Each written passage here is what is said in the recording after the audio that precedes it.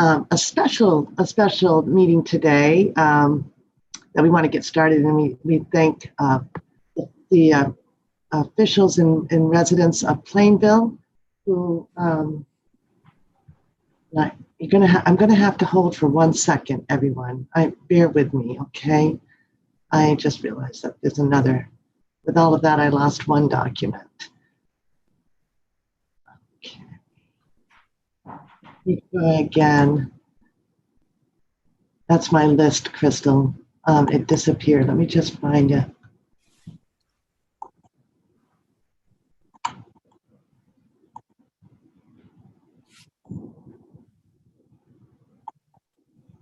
So Steve, are you ready to wrap up racing this month? I can resend it, Kathy, if you need it. I am. Yeah. Yeah. Been a good season, right? It's been decent. It's been a decent season.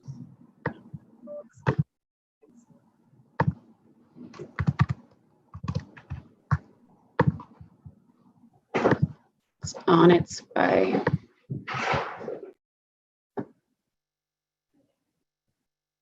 It's been nice to do this in person. Let's go.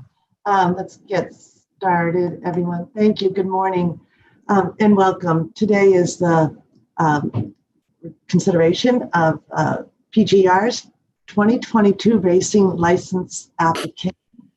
Today is Monday, November 8th, 2021, and this is a public hearing before the Massachusetts Gaming Commission relative to the application for a license to hold or conduct a racing meeting for calendar year 2022 submitted by Plainville Gaming and Redevelopment LLC, or PGR. As you all know, my name is Kathy Judd-Stein. I'm the chair of the commission, and I'm joined today by my fellow commissioners, Commissioners Cameron, Commissioner O'Brien, and Commissioner Hill. To confirm that we are here and we're working remote, if I could just do a roll call. Good morning, Commissioner Cameron. Good morning, everyone. I am here. Commissioner O'Brien. I am here. And Commissioner Hill. I am here. Great, thank you. As you may know, the commission has authority to issue a license to hold or conduct a racing meeting for calendar year 2022 to PGR. The commission will take into account the public support for this proposal in making the final award of the license. Accordingly, your presence here today and the written comments you have submitted will play an important role in the decision. We thank you for being part of this process. Before we begin the public hearing, I'd like to lay out the process and establish a few ground rules that we'll follow. The hearing, which is provided for by Section 3 of Chapter 128A of the Massachusetts General Laws, is intended to afford an opportunity to offer input and comment on the application to any entity or a member of the public who is interested. The hearing will begin with a presentation by the applicant. After the presentation, we will open the floor to public comments. The applicant will then be given an opportunity to make any closing comments that they may have. To make sure we hear from all of you, we have a few logistical or housekeeping rules. First, we have, I'm sorry, is everyone able to hear me still? Karen? Yes, yeah, I can hear you. Although I'm getting a message, the internet connection is unstable. So Me too. I'm going to check with IT. I'll be back. I'm just going to check with them. Okay. First, we have invited members of the public wishing to comment to sign up with us in advance. If you sent an email to the address on the notice of the public hearing, your name has been added to our list. If you have not contacted us in advance and would like to be heard today, please go ahead now and email crystal.howard@massgaming.gov, and I'll spell that. CRYST as in Tom, AL Howard, HOWARD @massgaming, all one word, MASSGAMING.gov. crystal.howard@massgaming.gov. When your name is called today, please unmute yourself if you can. If you're having trouble, *6 will work. but we'll be here to help you and to state your name, and please let us know where you're from. And to accommodate everyone, we've asked that you limit your comments to 3 minutes, but I'm a little bit relaxed about that. For those who have submitted written comments about this application, please know that the Commission will review and consider each and every one of them, and we thank you for taking the time to send them in. With that, I will ask the applicant to please identify its representatives and begin its presentation.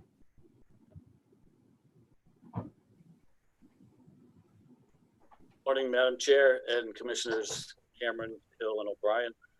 Thank you for the opportunity to present the license application for the harness racing here in Plainridge, Massachusetts, Norfolk County for the 2022 racing season.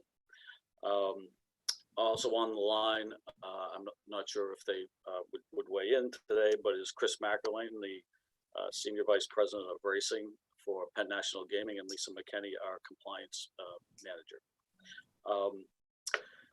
I'm Steve O'Toole. I'm the Director of Racing here, and I'm pleased to submit this racing application on behalf of Plainville Gaming and Redevelopment. This will be the 24th racing season here at the property.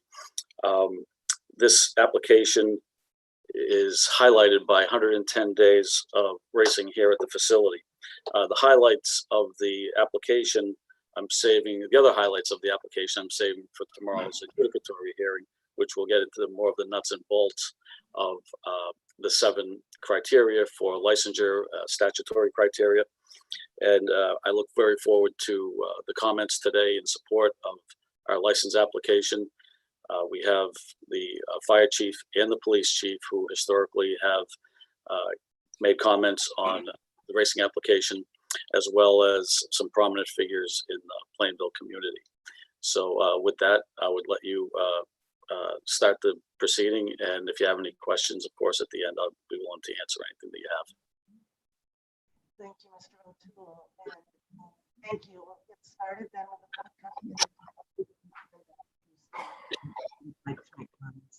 Good morning. We're going to begin with Chair Brian Kelly. He's the chairman of the Plainville Board of Selectmen. Good morning, Mr. Kelly. Hi, good morning. Thank you very much for the time today. In order for us, or for myself, to offer my support in moving forward with issuing dates for next season on behalf of myself and all my constituents. This has always been a staple in Plainville. It's always been something that has put our town on the map. And when the opportunity came to expand the facilities there years ago, we would never have had that opportunity had it not been for Plainridge and the harness racing. It's definitely a foundational piece of the town with respect to our equestrian industry here in town and in the surrounding areas. And I just want to say that, they've always been a great partner to our town, especially through the expansion. We owe, a big debt to their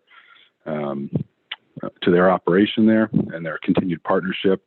And, I think we've got our chiefs on the line here as well, who can speak from a public safety standpoint, and I think they'll also offer their support. But just want to say that they've been a tremendous partner to the community, and nothing but positive things. We want to offer our 100% support for you moving forward with this. Thank you very much. Thank you, Chair Kelly. And yes, we do. We have the 2 chiefs that are next in line. Good morning, Chief Boyd. This is Jim Boyd, who's the Plainville Police Chief. And it's nice to see you. Can I interrupt for one moment, Madam Kathy, Chair? oh, I didn't hear anything you just said. I'm sorry to say. No, that's okay. I'm not sure why. Can you not hear me now? I can't hear you. Keep going in and out.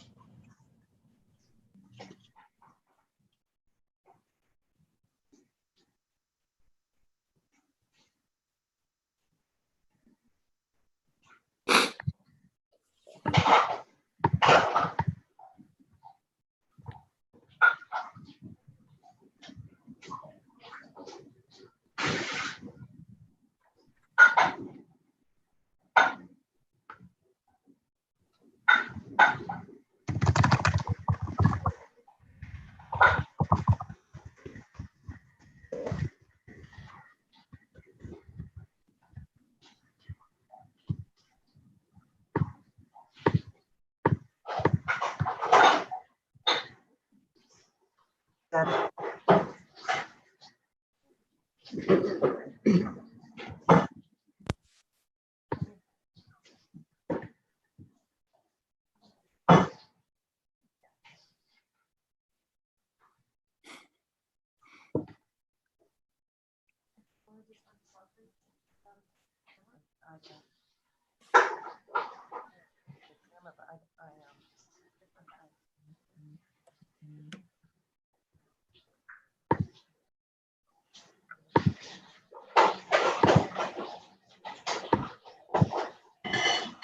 Technical difficulties. We will be right back.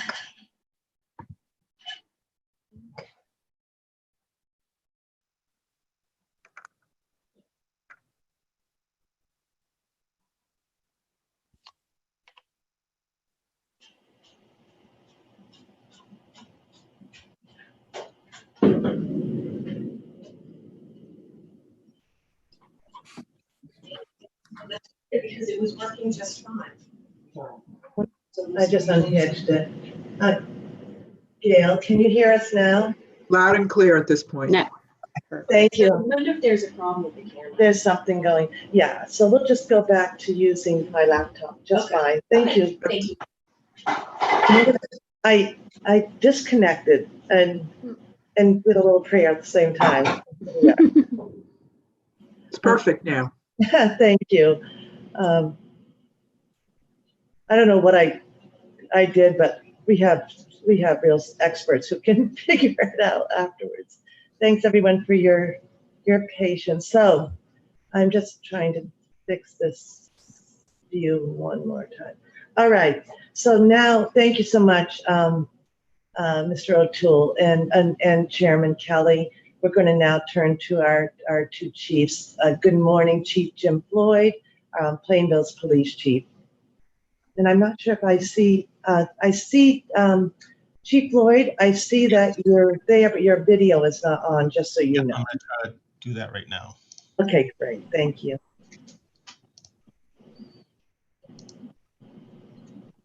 And not allowing me to. Oh, let me see if I can do that. Or maybe it might be that Austin, you need to do it. Got it. Excellent, thank you. Good morning, everybody. I would like to say that Plainridge has been a large staple to our community, much like our current chair, Brian Kelly, suggests.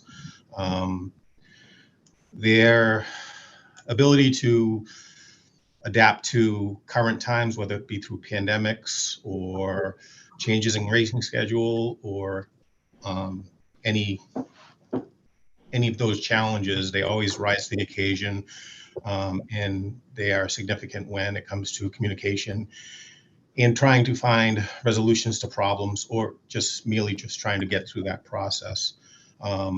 As far as policing, it's a very, very limited number of issues we have up there. Like I said, when there is an issue, Steve does a great job coming to us, talks about special events. Their director of security is also phenomenal as far as coming up with operational plans and suggestions as far as to mitigate traffic and other problems that are up there. So really, I wholeheartedly support the continued licensing process and ability for Plainridge to continue as they have been in the past, because they're a phenomenal partner with our community.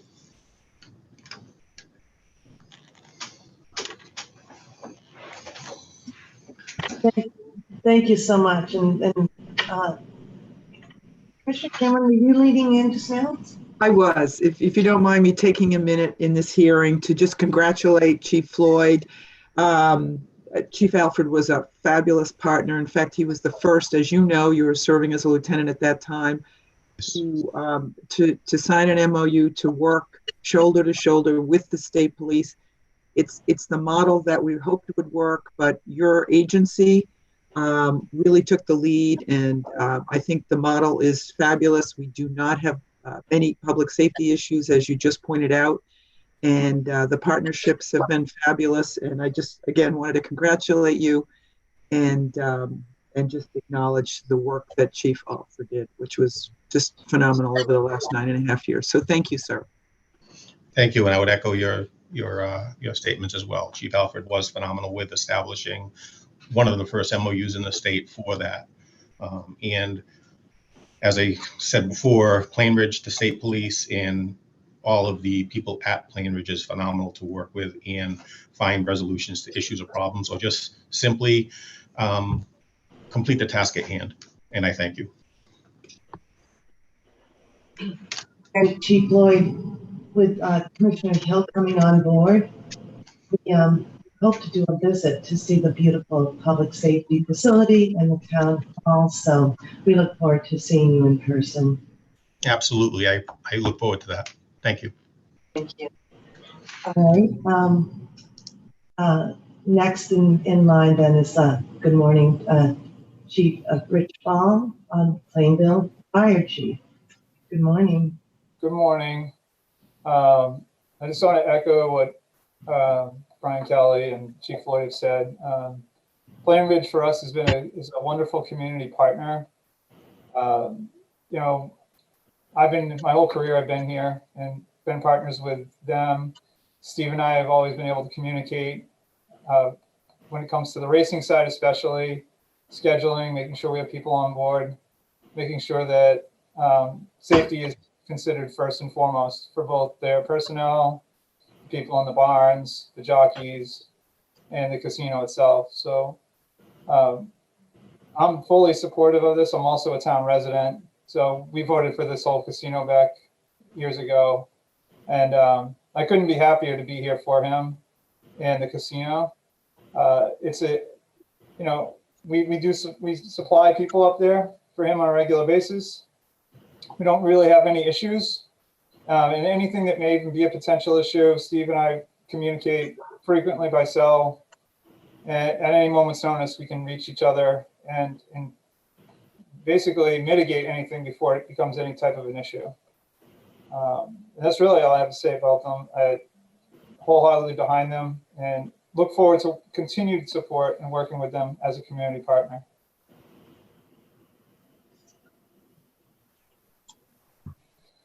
Commissioner Cameron, did you want to say something? I just wanted to congratulate the new chief as well.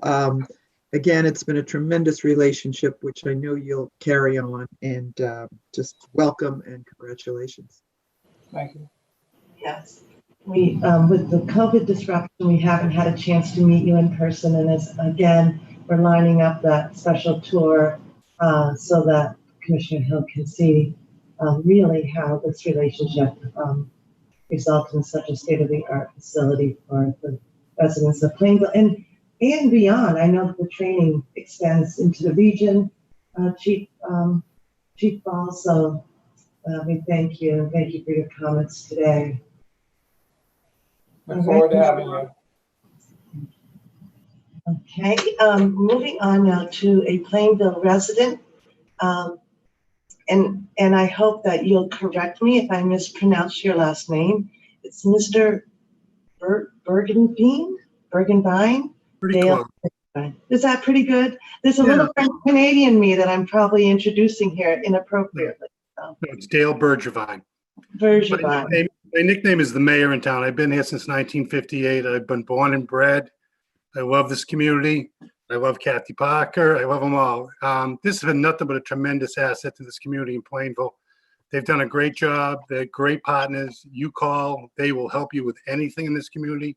Between the senior center, Kathy holding turkeys for everybody, food drives, Steve, Dominic, and the new GM and the previous one, Lance, they're just tremendous to this community. There was probably, I have to say, being here since 58, I wouldn't remember those days, but I'm 63, but they've been nothing but a tremendous asset to this community. And we wouldn't have the town hall. We wouldn't have the fire. We wouldn't have purchased the land. And I have nothing but positive things to say. And as of probably the whole community, it's just fantastic. And I really appreciate you allowing me to speak on behalf of Steve and the casino. Excellent. I think that you spoke at the last hearing, if I recall. Yeah, I'm what they call a townie. So, Kathy can attest to. My nickname is the mayor. I get involved in everything. what my beliefs are for the community, and this has been nothing but a tremendous asset. As Ms. Cameron knows me, I've spoke to her several times, and I'm not afraid to speak up, but nothing negative. It's just, this is a great community. Plainville's just a great little town, and what it's brought to us. We would never have a new fire. We would never have a new police station and fire and town hall. You know, the last town hall, Kathy can attest to, it was bad. So we're in the modern century, and from Steve and obviously Penn National, they're fantastic neighbors. I appreciate your time. Thank you. You're welcome. And Ms. Parker, you're following, so thank you so much. Thank you. Thank you so much again for allowing me to speak today. And I can just echo what everyone else has said. First of all, Steve, thank you for all the hard work you do, not only for Plainridge, but also for the town of Plainville, because you're always there. As Dale said, you are always willing to step up and help out. I haven't been here since 1958, so I'm kind of a newbie. I've only been here since 76. I retired in 2018 after 38 years as the treasurer collector. So as Steve mentioned, this is what, the 24th season? I remember the first season. I was a supporter of the track when it was proposed to move into Plainville. We had one of the undeveloped spots on 495 Carter at that point. And it was perfect for the track because it was it had been a dugout sand pit or whatever. I can't remember exactly, but it was right for development is the point. We were very lucky as time went on to see how the growth of that whole corridor came to fruition. With that first development, more came. And then the track was just always there for us to, anytime we reached out for any help. And then as we saw the track move into the casino phase of development and all of the benefits that both of those entities, both the racetrack and the casino, has brought to Plainville, just can't be discounted.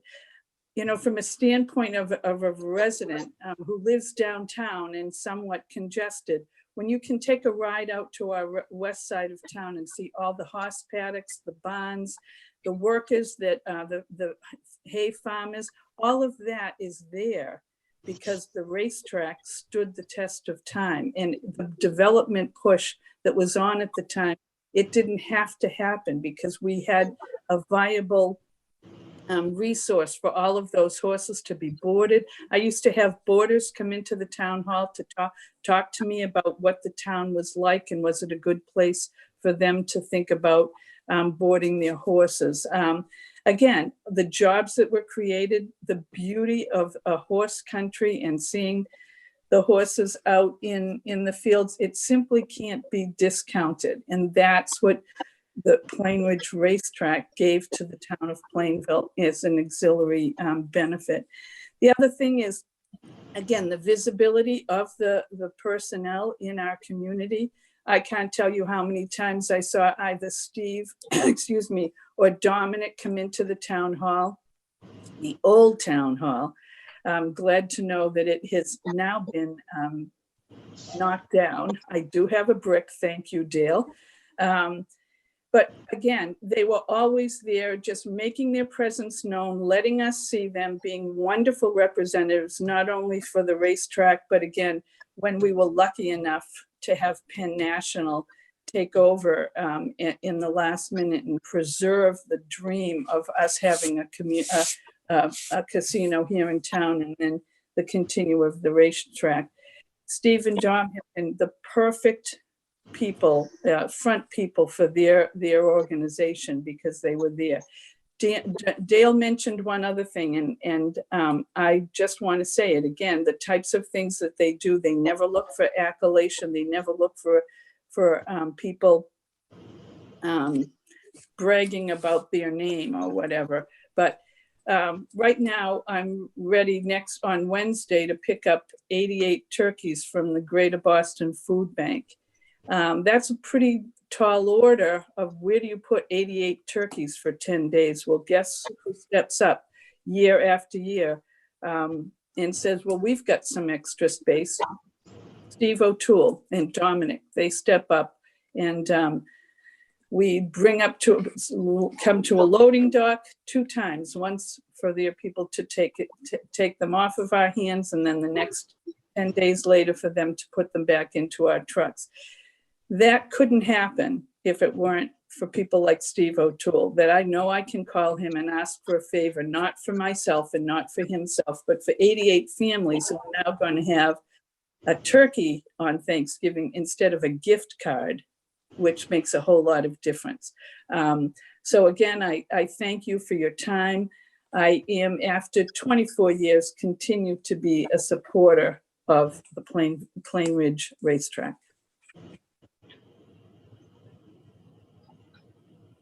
Thank you so much, Ms. Parker. And that's a great story and the great service that you're providing to your community. So thank you.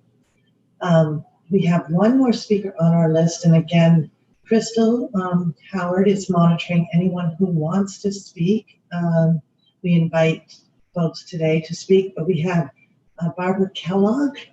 I'm looking to see if she has joined us. If she's on the phone, Hi, can you hear me? Yes, we can now, Ms. Kellogg.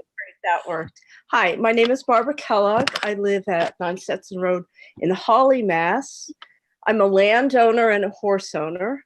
One of my horses actually is a standard bred that was rescued by a New York Sheriff's Office that I adopted. I just have a few specific issues with the application for racing in Plainville that I would like to address.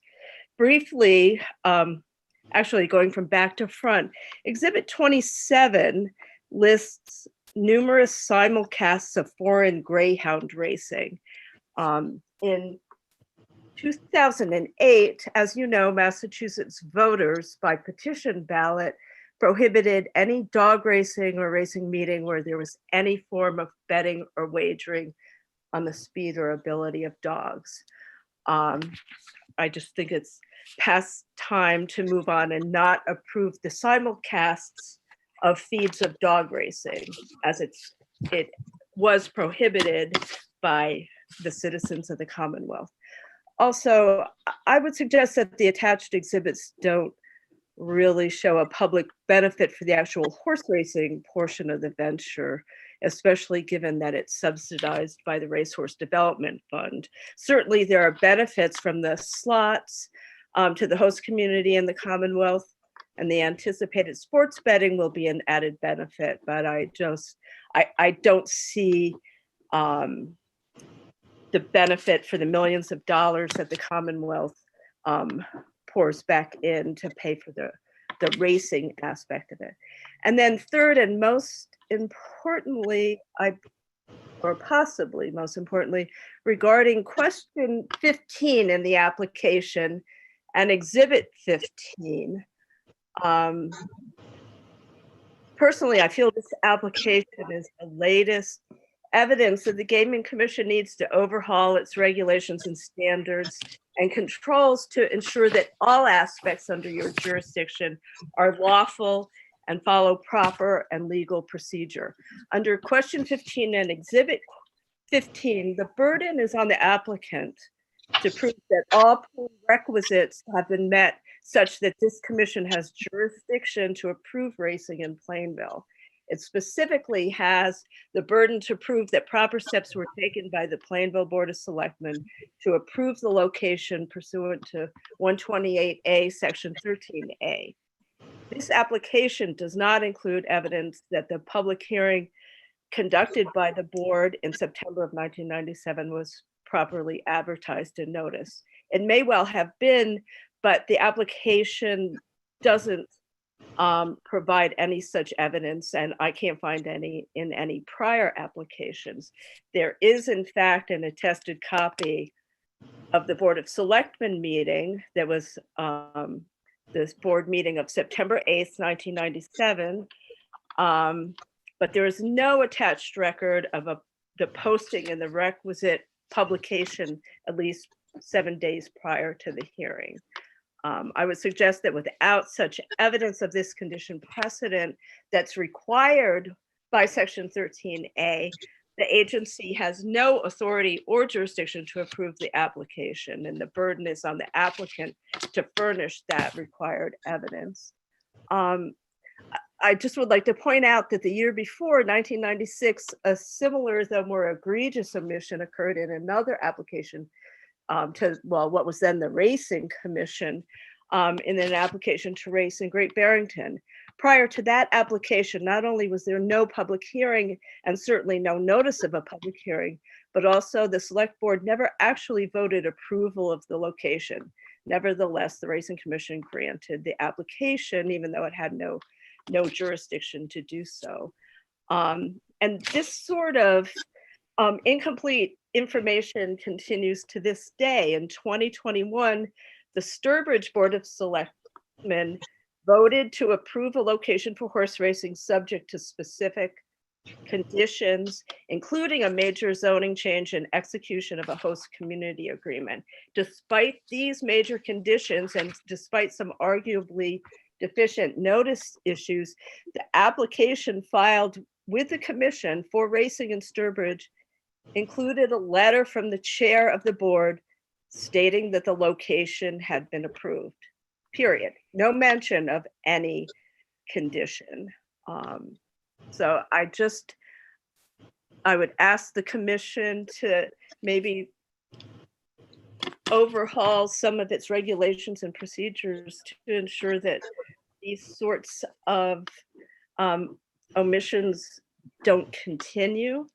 And perhaps also to look at the public notice that you have for hearings such as this, that maybe should be more than a posting on your website and a couple of emails.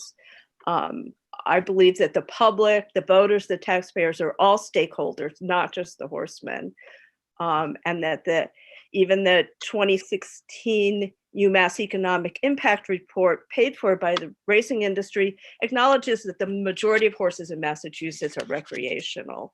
And so I believe if you want to help the equine industry, the farriers, the hay growers, everyone else, it's not by subsidizing the few millionaire, owner breeders, but if you're going to set aside gaming revenues to help the equine industry, it should be for the industry that is actually present in Massachusetts and not the racing industry.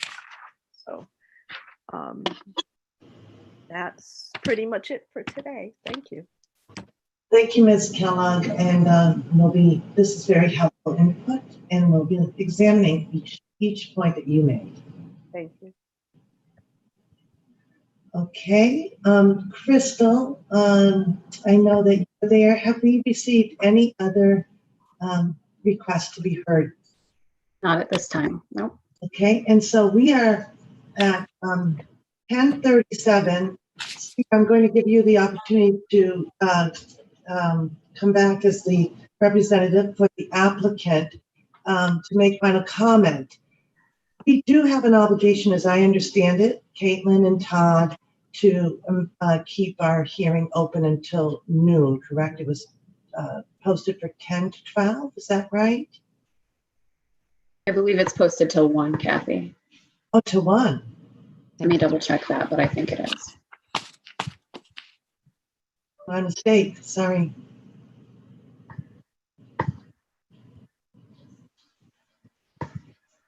Let's see.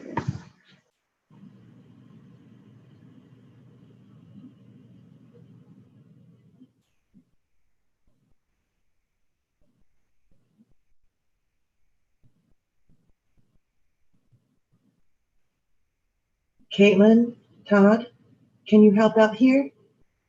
Sorry, just got it. It is posted till 1. I was just looking it up too. We hit it. Yeah. We found it at the same time. It is. Okay, good. Great. I couldn't. A while to dig through the files. It was just I couldn't see. So we have an obligation to keep this meeting going. All commissioners don't have to stay on. You, of course, can choose to stay on. I'm going to invite Mr. O'Toole to follow up now. And Austin, I think we can keep a slide open on the screen. I'll be certainly attending to anyone who comes on for further comment. I just probably will put the video down and mute, but we'll monitor the hearing. If that makes sense, doing this virtually is a little bit different. Todd? Yes, no, that's a great plan. Absolutely. That works, okay. And commissioners, you may want to do the same thing as I'm doing and monitor in the event we get someone, we would be able to obviously tune right in. With that said, I want to thank those who have made public comment today. Critical to our process, our full adjudicatory hearing will take place tomorrow, where we consider the application and its merits, and we consider the input today. I want to thank each of you who also submitted written comments. Those, as I said earlier, will be looked at and reviewed and part of our record.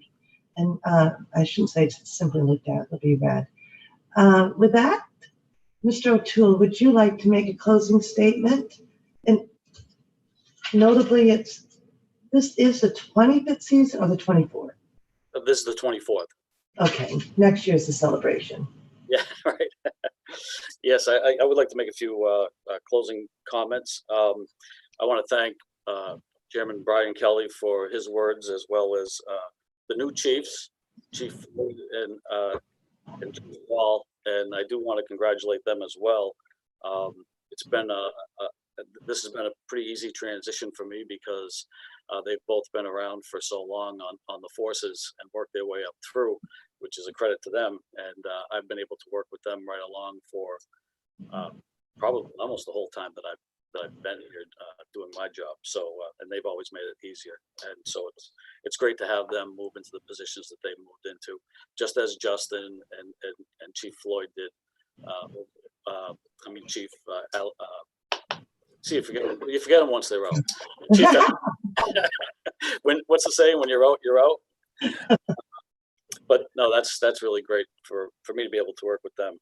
I guess I owe Dale Bergevine, a thank you for his words, as well as a check. It's in the mail, Dale. Thank you. And Kathy is just a fantastic person. I worked with her at the town hall when she was there, and she said that that she reaches out to me for favors. I used to reach out to her for more favors than she's reached out to me. So it's always been a great relationship, and I appreciate the comments that we made. And I thank Barbara Kellogg for her constructive criticism on the application, and we'll take a look at the issues that she brought up as well. And I want to thank the commission for allowing me to speak today, and on behalf of myself and my staff, which is the best racing staff in the Commonwealth, if not the Eastern Seaboard. My mutual manager, who's newly appointed to that position, Andrew Tavares, does a great job with our mutual staff. Lenny Calderon, our racing services manager and announcer, does a fantastic job. And the rest of my staff here, including the racing side, Paul Verrett, my race secretary, they work very hard in what they do, and I want to give them all the credit in the world. And it's also a credit to the commission to have the staff that you have on the racing division side, Dr. Lightbound and her staff down in the test barn, and on the regulatory side. I appreciate the way that we've been able to work over the last 5 or so years that she's been in that position. And so I thank the commission and for all your help as well. Thank you. Thank you, everyone. So at this time, Commissioner Cameron, Commissioner O'Brien, Commissioner Hill, do you have any questions that you want to ask or any clarifiers you need? I see no. All set, Commissioner Hill? Okay, so I think what I'll do is make sure not to leave the meeting. I'll keep open. I think Austin will put up a sign, and anyone is welcome to come back up until 1 p.m. Eastern Standard Time, they can do so by contacting Crystal, CRYSTAL Howard, HOWARD at massgaming.com, or of course we'll be monitoring the open box that we posted also on our notice. Caitlin and Todd, you'll be monitoring that throughout the next couple of hours. If we hear from anyone else that wishes to be heard, not in writing, then through the video today or calling in, we'll tune right back in. And until then, we thank everyone for participating today. Thank you. Thank you, Commissioner.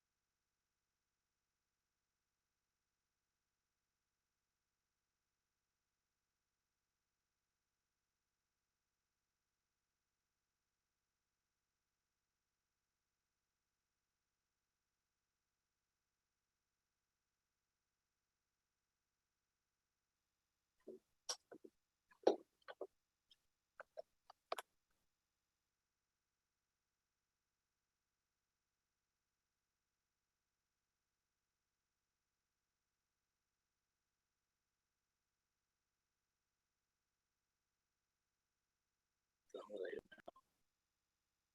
Oh, I just got kicked off.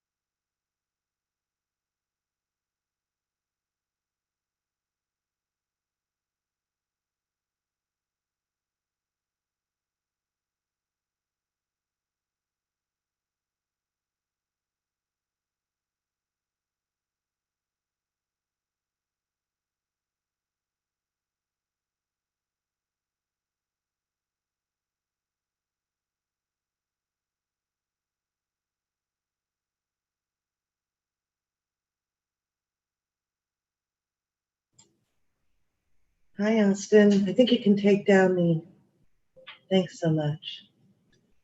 Bye.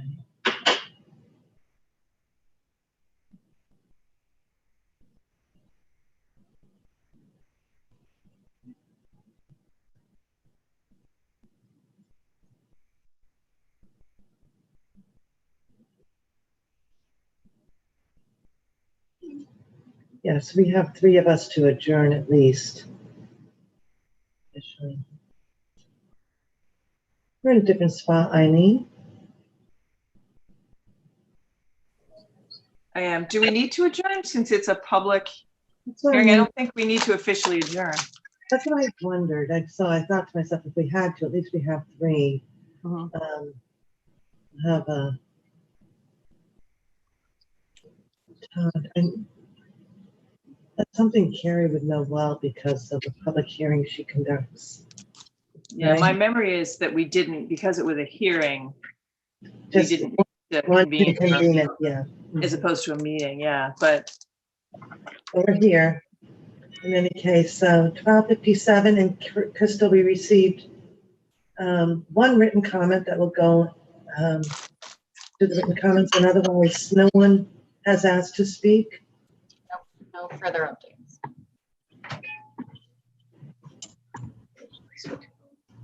Carrie? Hey, Carrie, we were just chatting. We don't have any obligation to formally adjourn, correct? No, because we didn't notice it as a meeting, right? Just as a hearing.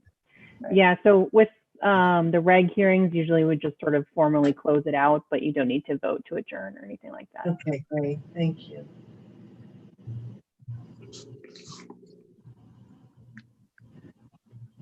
So, Commissioner Hill, that reinforces the need to go down and visit Plainville. There's been a change too in the municipal offices. There were a couple of key retirements. So, from what the chair of the board of selectmen remained the same, but we'll want to meet the new town administrator.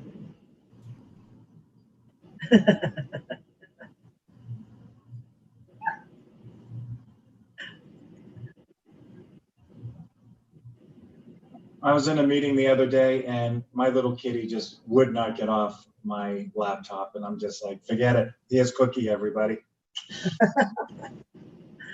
this is Nina. I'm sure you will meet Mango at some point in the very near future. He's not one to be left out. I like Nina. That's a nice name. Yeah, she's a sweetheart. Mango, the first time I met Mango was wrapped around Eileen's neck. Yeah, likes to crawl on my left shoulder for some reason. Yeah. And then since then, she's gotten Bella, the dog. Yep. He was very frustrated at my feet because the dog walker is late. So that's what my cat likes to do. My cat likes to sit on the floor next to me and just yell at me, like, why aren't you paying attention to me? Is your cat okay with the first floor now? I know you said it Yes. freaked out. She was terrified at first, but now she loves it. She likes to watch all the squirrels and pigeons. Sometimes I throw some breadcrumbs out so the pigeons all come over and she gets excited. I bet you like having that outdoors really directly accessible now. It's nice. It feels more like having outdoor space, even though I don't have my own outdoor space. Feels more like it though than being up higher. Yeah, yeah. So Steve, I think we're just about ready to close out. You have, I don't see Commissioner Cameron on, but I wondered if you had any closing remarks or anything that you want to say, or you had a chance before. No, I think everything's been said that could be said today. And, we'll visit it again tomorrow. Great. Okay, so it's 1 o'clock. Crystal and Carrie, I think we're all set. I can actually hit the button that says leave the meeting. Commissioners, are you all set? All set? Yep. We are. Yep. All right. All right.